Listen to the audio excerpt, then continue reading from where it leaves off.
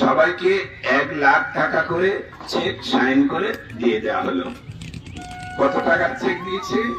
1,00,000 টাকা। কিন্তু আমার অ্যাকাউন্টে 12 টাকা 8 আনা পড়ে আছে। কারণ ওই চেক গুলো কোনো কাজে লাগবে কি?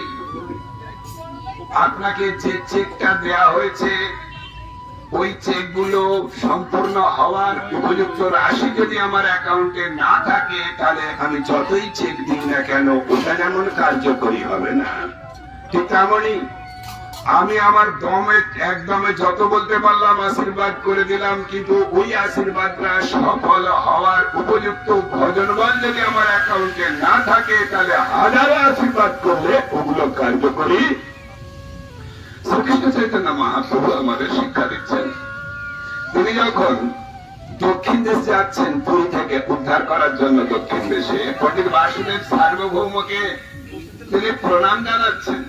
জানিয়ার বললেন, কি কথাটা বলছেন একটু দেখে আসুন।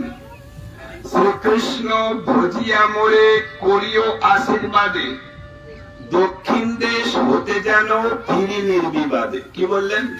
তো বলতে পারতেন, হে পণ্ডিত সার্বভৌম, আপনি আমাকে আশীর্বাদ করুন, আমি যেন দক্ষিণ দেশ থেকে নির্বিঘ্নে ফিরে আসতে পারি, এটা বলতে পারতেন। কিন্তু না, তিনি আগে বললেন, আমাকে আশীর্বাদ করুন যাতে আমি দক্ষিণ দেশ থেকে নির্বিঘ্নে ফিরে আসি। কিন্তু সেই আশীর্বাদটা করার জন্য হরি ভজন করে বল সঞ্চয় করুন, তারপরে আশীর্বাদ করুন, কার্যকরী হবে। হরি ভজন ছাড়া আশীর্বাদ করলে ওটা কার্যকরী।